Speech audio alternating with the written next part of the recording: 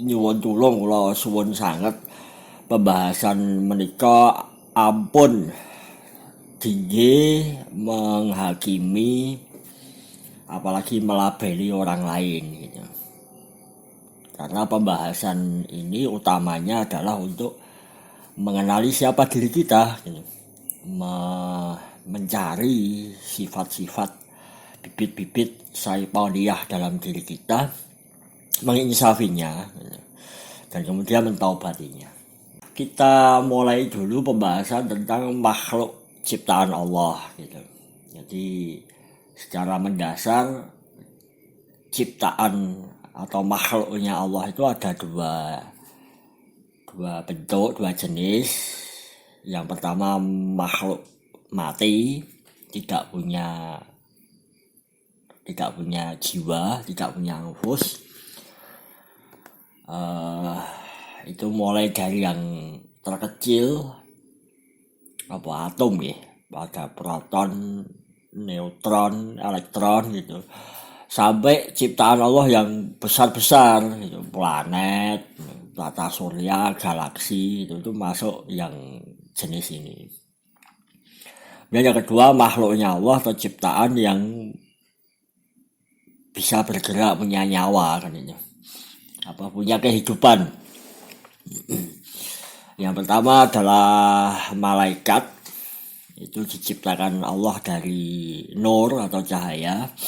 Kemudian ada dari jenis jin, itu diciptakan Allah dari api. Manusia diciptakan dari tanah. Kemudian kewan dan tumbuhan. Iblis sama setan tuh masuknya yang mana kan? Itu tuh iblis sama setan tuh sopo, opo lah, itu yang perlu kita kupas. Yang pertama kita bahas iblis dulu. Itu dalam surah Al-Kahfi, surah ke-18 ayat 50.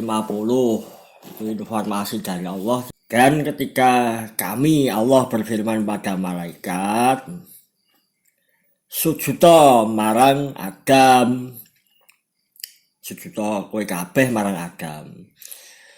Maka seluruh malaikat itu bersujud pada Allah illa iblis, kajaba iblis. Karena minal jinni, dia adalah dari bangsa jin. Ketika Allah punya planning, punya rencana hendak menciptakan khalifah di muka bumi kan, Al-Baqarah 30 itu kan malaikat kan interupsi gitu. Ya Allah kok ameh gawe bikin khalifah kok ya wong tukang rusak, wong tukang paten-patenan. Nah, kemudian disentak, dihargai oleh Allah kan, aku lebih paham. Nah, setelah diciptakan, dikader oleh Allah, untuk pendidikan sama Allah, kemudian fase berikutnya kan disuruh menyebutkan benda-benda, disuruh menyebutkan nama-nama kan gitu. Nah, di situ malaikat ngakoni ternyata manusia itu punya keunggulan yang tidak dimiliki oleh malaikat. Nah, maka Allah memerintahkan wis kabeh malaikat sujud marang Adam gitu. Nah, di antara rombongannya malaikat itu Adam metungul hiji tidak mau sujud gitu. Nah, itu namanya iblis gitu. Padahal kalau di ayat ini disebutkan iblis itu dari bangsa jin loh. Kok bisa ya diperintahkannya malaikat? Kok ada jin, ada seekor jin yang tidak mau sujud kan? Nah, itu ada kisahnya. Jadi iblis ini ceritanya jin yang paling soleh, jin yang memang jin yang beda dari jin-jin yang lain. Jin umumnya jin sabone turut kali, turut wit, belasaan turut kebon misalnya.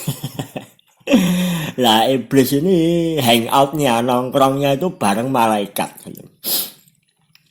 Jadi malaikat ke sujud, ya, iblis ke sujud, malaikat bertasbih memuji mensucikan Allah, memuji Allah ya.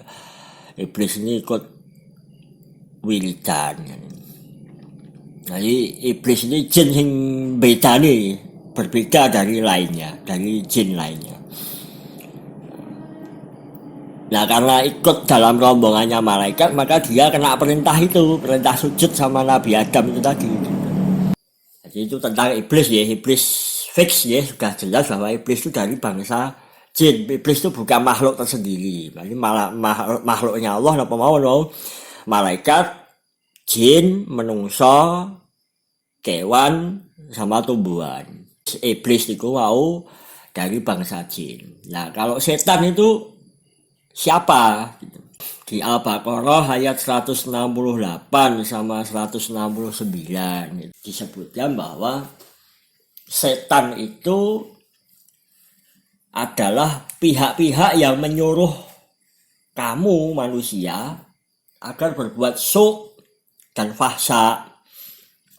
Ya, syuk itu apa, fahsya itu apa, nanti kita bahas. Nah, kemudian di An-Nur ayat 21, wong kang iman, wong kang di prinsip,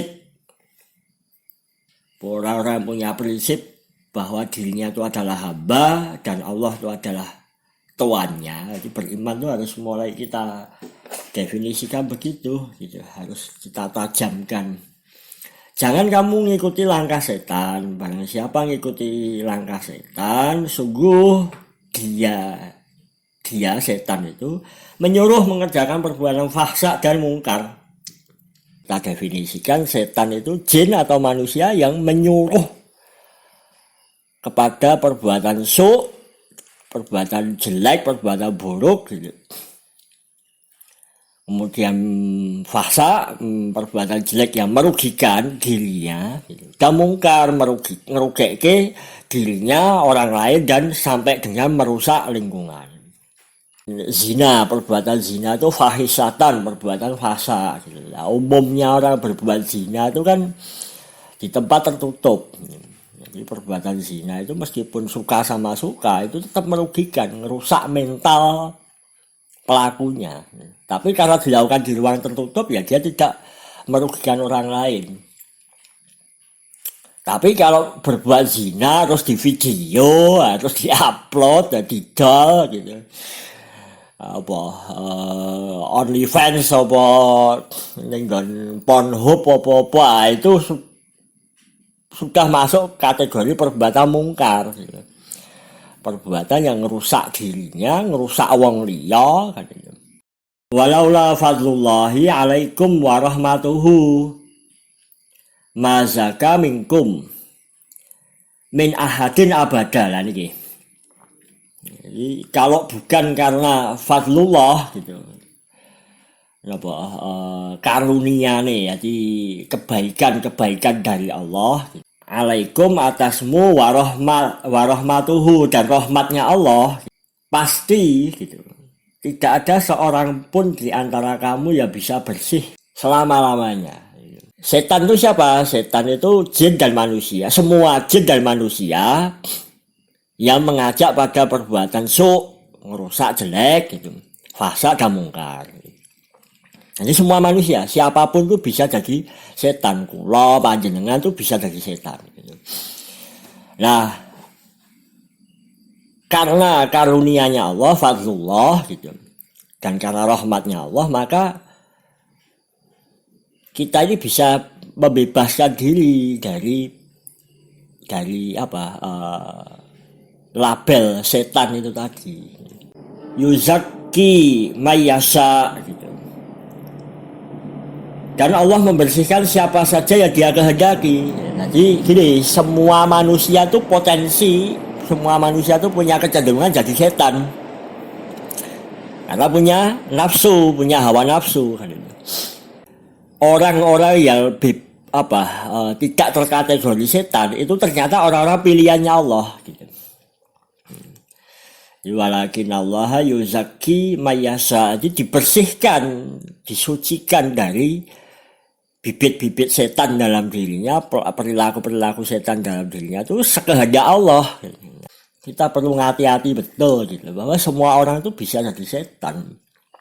Nggih kula nggih panjenengan gitu. ulama pun bisa jadi setan kan.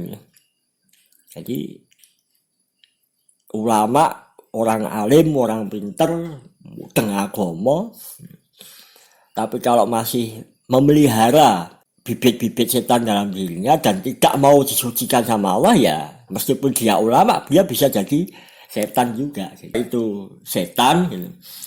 Nah, setan itu nanti itu siapanya di Anas min syarril waswasil khannas allazi yuwaswisu fi sudurin nas minal jinnati wan nas. Jadi setan itu minal jinnati wan nas, dari jin dan manusia.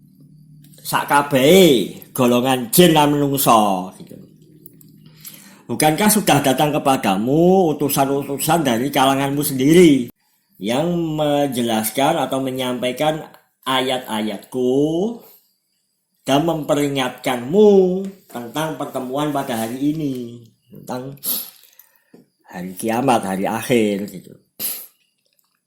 Mereka menjawab, nanti manusia dan jin nanti menjawab, kami menjadi saksi atas diri kami sendiri. Qalu syahidna ala anfusina. Tapi mereka tertipu oleh kehidupan dunia. Jin atau manusia itu jadi setan itu dikarenakan kapusan atau tertipu, tersilaukan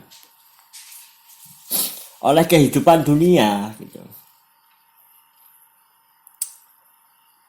Dan mereka telah menjadi saksi atas diri mereka sendiri bahwa mereka adalah orang-orang kafir. Wah, ini ayat ini berat ini.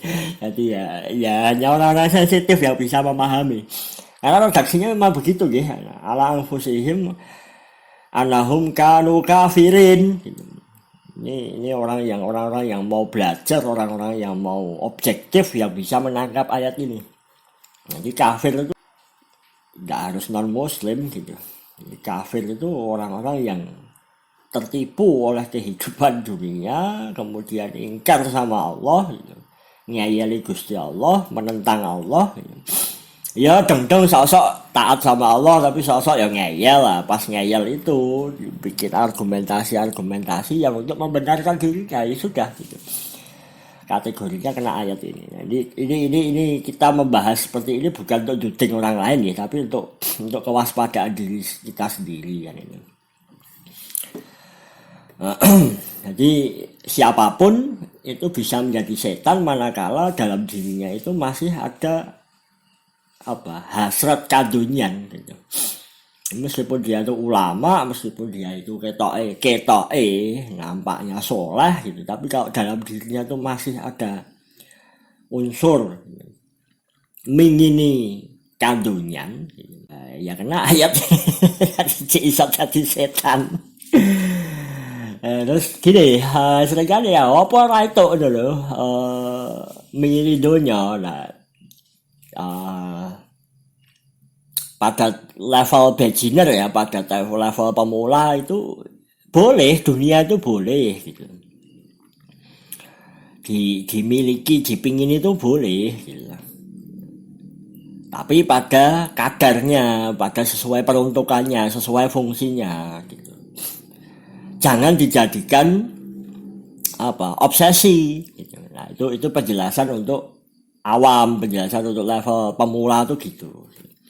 Tapi kalau sudah levelnya expert gitu lah, yang sudah memahami hakikat dunia gitu, itu sudah wis gue ngopo ngoyak dunia, wis dijamin Gusti Allah mbok oyak kan gitu.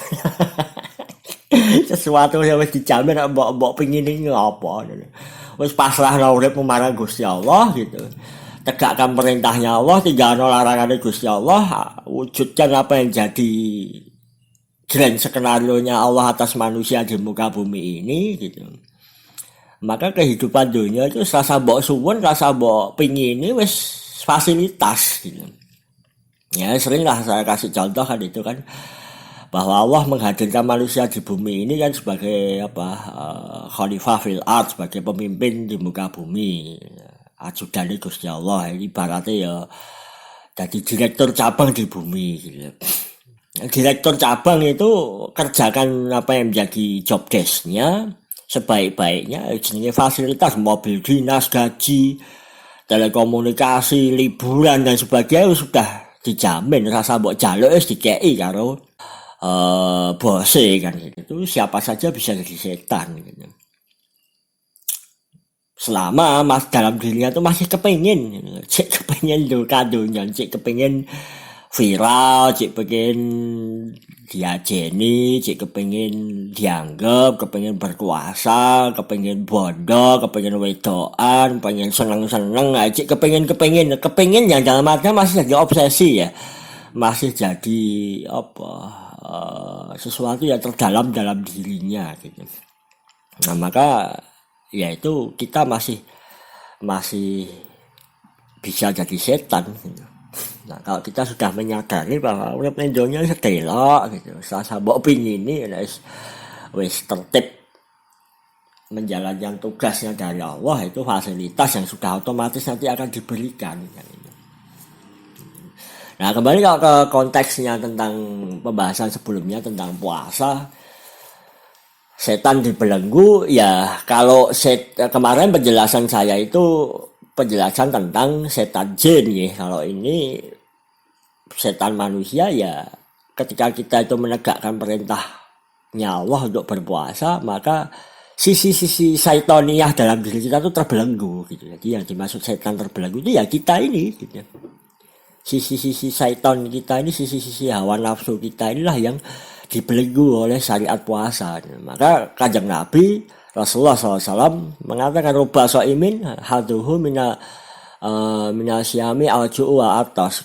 Kebanyakan manusia okeh menungso sing posone gak itu apa-apa kajaba ngelak karo luwe gitu ya. Karena hanya ngempet lapar dan haus, dia tidak mengekang, dia tidak menahan hasrat cadonya nih gitu. Nah ini makanya menjadi kehati-hatian kita bahwa yang namanya setan itu tidak jauh-jauh. Setan itu siapa? Ya kita ini. Sehingga kalau kita ini kepengin melepaskan label setan pada diri kita, maka tasqiyatun nufus kan, mensucikan diri, membersihkan diri supaya dipilih oleh Allah gitu. Tadi di An-Nur ayat 21, supaya kita ini dipilih oleh Allah untuk dibersihkan sama Allah gitu, dan mendapatkan fadlullah, mendapatkan kebaikan-kebaikan dari Allah, karunia dari Allah, warahmatuhu, dan dapat rahmatnya Allah. Jadi disyariatkan gitu. Ta'awud gitu. Dari redaksi ta'awud kan sudah lugas kan. A'udzubillahi minasyaitonir rajim. Ya Allah, aku berlindung kepada Engkau dari syaitan yang Engkau rajam, yang Engkau hinakan. Jadi di situ dari redaksi itu kita bisa mengambil kesimpulan bahwa ya Allah, hamba berlindung kepada Engkau dari sifat-sifat syaitan yang tercela, yang Kau hinakan, yang melekat pada diri hamba gitu. Makanya kita kan kita ini minta sama Allah.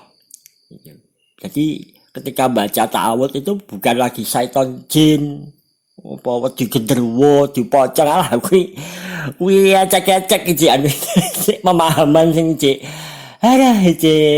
Iki kiwil kayak gitu. Jadi kalau kita baca ta'awud itu, persepsi syaitannya siapa ya? Persepsi syaitannya kita gitu. Kita berlindung pada Allah, kita mohon sama Allah supaya diselamatkan dari kebusukan kita sendiri gitu. Nah mudah-mudahan ini menjadi keinsafan buat kita bahwa setan itu tidak jauh-jauh, setan itu ya kita sendiri. Makanya kalau dalam falsafah Jawa itu kan eling lan waspada kan itu. Ajaran para wali dulu kan, eling itu zikrullah, mengingat Allah, waspada itu mewaspadai sifat-sifat setan dalam diri kita kan itu. Maka mudah-mudahan Allah mampukan kita untuk ta'awud bukan hanya di lisan tapi sampai menjadi sebuah kesadaran untuk ta'awud, kesadaran untuk mohon sama Allah, berlindung pada Allah dari diri kita sendiri.